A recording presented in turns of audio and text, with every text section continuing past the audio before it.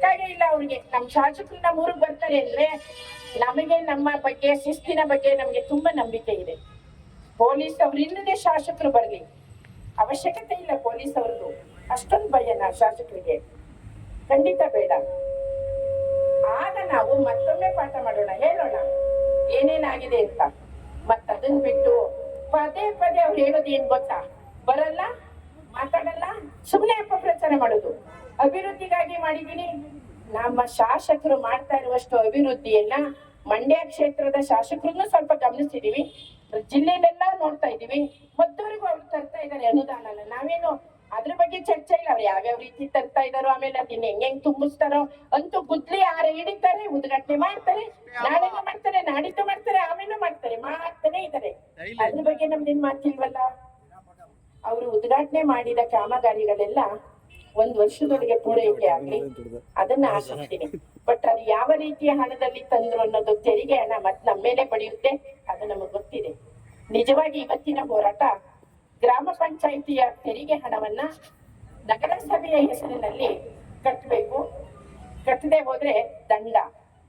ಕೊನೆಯಲ್ಲಿ ಮೊದಲು ಕಟ್ಟಿದ್ರೆ ಏನೂ ಇಲ್ಲ, ಈ ತಿಂಗಳು ಮುಂದಿನ ತಿಂಗಳು ಕಟ್ಟಿದ್ರೆ ಸಮಾಜ ಏನು ತೊಂದ್ರೆ ಇಲ್ಲ, ಮಾಮೂಲಿಯಾಗಿ ಕಟ್ಸ್ಕೊತಾರೆ.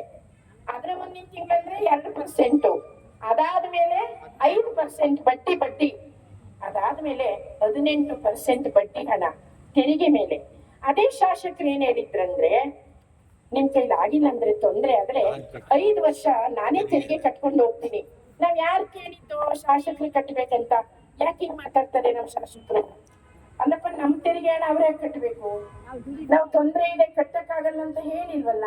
ನಮ್ ಪಂಚಾಯತಿಗೆ ನಾವು ಈ ತಿಂಗಳು ಕಟ್ಟಕ್ಕಾಗಲ್ಲ ಅಂದ್ರೆ 3 ತಿಂಗಳು ಬಿಟ್ಟು ಕಟ್ಕೋತೀವಿ, ಏನೋ ಹೇಳ್ಕೊತೀವಿ. ಕೊನೆ ಪಕ್ಷ ವರ್ಷಕ್ಕಾದ್ರೂ ಕೊಡ್ತೀವಿ, ಕೊಡದೆ ಅಂತೂ ಇಲ್ಲ, ಕೊಡ್ತೀವಿ. ಮತ್ ನಿಮ್ಗೆ ಯಾಕೆ ಇಷ್ಟೊಂದು ಯೋಚನೆ? ತಪ್ಪು ಮಾತು.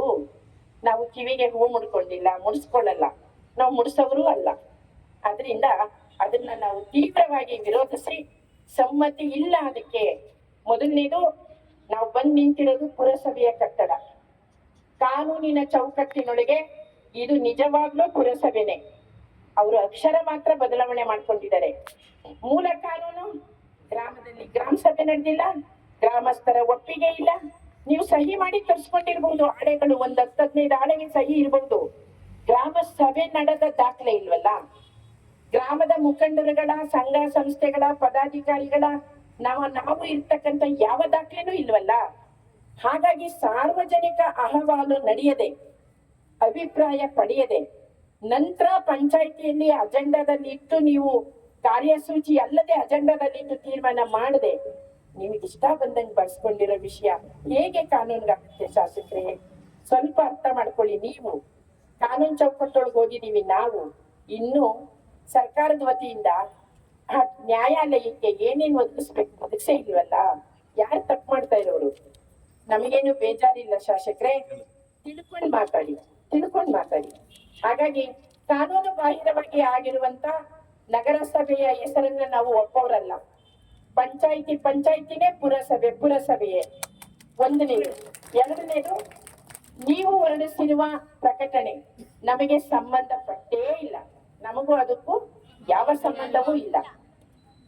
ಪುರಸಭೆಯ ಹೆಸರಿನ ಬದಲಾವಣೆ ಮಾಡಿ ನಗರಸಭೆಯ ಹೆಸರಿನಲ್ಲಿ ನಮ್ಮ ಪಂಚಾಯಿತಿಗೆ ಏನಾದ್ರೂ ನಿಮ್ಮ ಸಿಬ್ಬಂದಿಗಳು ಬಂದು ಯಾವ್ದಾದ್ರು ಕೆಲಸ ಕಾರ್ಯ ಮಾಡಿದೀವಿ ಅಂತೇಳಿ ನೀವು ಬಿಲ್ ಕೊಟ್ರೆ ನೀವೇ ಹೊಣೆ. ಊರೊಳಗಡೆ ಒಬ್ರು ನಗರಸಭೆ ಹೆಸರು ಹೇಳ್ಕೊಂಡು ಬರಂಗಿಲ್ಲ. ಕತ್ತೇನಾದ್ರೂ ಬಂದ್ರೆ ಕಳ್ಳರು ನೀವು. ನಮ್ ಪೊಲೀಸ್ ಅವ್ರು ಇದಾರೆ, ಕಂಪ್ಲೇಂಟ್ ಮಾಡ್ತೀವಿ, FIR ಹಾಕ್ಬೇಕು. ನಮ್ಮ ಪಂಚಾಯಿತಿಯಿಂದ ಗ್ರಾಮಸ್ಥರಿಂದ ದೂರ್ ಕೊಡ್ತೀವಿ, FIR ಮಾಡ್ಬೇಕು. ಏಕಾಏಕಿ FIR ಆಗ್ಬೇಕು. ಇದು ನಮ್ಮ ಗ್ರಾಮಸ್ಥರ ತೀರ್ಮಾನ, ಗ್ರಾಮದ ನೆಲದ ಕಾನೂನಿನ ತೀರ್ಮಾನ. ಸಂವಿಧಾನದಲ್ಲಿ ಎಲ್ಲದಕ್ಕೂ ಅವಕಾಶ ಇದೆ. ನಮ್ಮ ಗ್ರಾಮದ ಸಂವಿಧಾನವನ್ನ ನಾವೇ ಬರೆದಿದ್ದೀವಿ.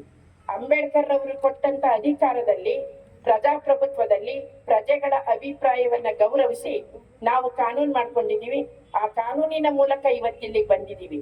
ಮತ್ತೆ ಕೊನೆಯಲ್ಲಿ ಒಂದ್ ಮಾತು ಹೇಳ್ತೀನಿ, ಬಿಸಿಲಿದೆ, ಜಾಸ್ತಿ ಸಮಯ ಆಗಲ್ಲ. ನಾವೆಲ್ಲರೂ ವೃತ್ತಾಕಾರದಲ್ಲಿ ಇಲ್ಲಿ ನಿಂತ್ಕೊಂಡು ಅವ್ರೇನ್ ಪ್ರಕಟಿಸಿದರೆ ಏನು ತೆರಿಗೆ ವಿಷಯದ ಪತ್ರ, ಈಗ ಸುಟ್ಟಾಕ ಕೆಲಸನ ನಾವು ಮಾಡ್ತೀವಿ. ನಾವು ವಾರ್ಡ್ ಅನ್ನುವಂತ 2 ಪದಗಳು ನಮ್ಮ ಗ್ರಾಮದೊಳಗೆ ಬಂದ್ಬಿಟ್ಟಿದೆ. ನೀವು ಬರ್ಕೊಂಡಿದ್ದೀರಿ, ನಾವಿಲ್ಲ ಬಿಡಿ. 30, 31 ಸುಟ್ಟಾಕಿದೀವಿ. ಸದನದಲ್ಲಿ KR ಪೇಟೆ ಶಾಸಕರು ಮಂಜುನಾಥ್ ಅವರು ಮಾತಾಡಿದಾಗ ಅಲ್ಲಿ ಉತ್ತರ ಕೊಟ್ಟಂತ ಪೌರಾಡಳಿತ ಸಚಿವರ ಪ್ರತಿಯನ್ನ ಸುಟ್ಟಾಕಿದೀವಿ, ಹರಿದಾಕಿದೀವಿ. ವಿಧಾನಸೌಧದಲ್ಲಿ ನಡೆದಂತದ್ದನ್ನ ಹರಿದಾಕಿದೀವಿ. ನೀವೇನೇನ್ ತೀರ್ಮಾನ ಕೊಡ್ತಿರೋ ಪ್ರತಿಯೊಂದನ್ನು ನಾವು ಖಂಡಿಸ್ತಾ ಬಂದಿದೀವಿ, ವಿರೋಧಿಸ್ತಾ ಇದೀವಿ.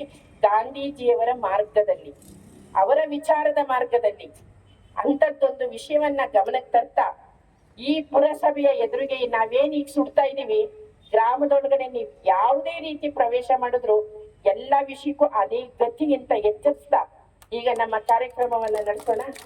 ಮತ್ತೊಮ್ಮೆ ಶಾಸಕರಿಗೆ ಹೇಳ್ತೀನಿ, ನನ್ನ ಹತ್ರ ಬಂದಿಲ್ಲ, ಕೇಳಿಲ್ಲ, ಆ ಮಾತು ವಾಪಸ್ ತಗೊಳ್ಳಿ.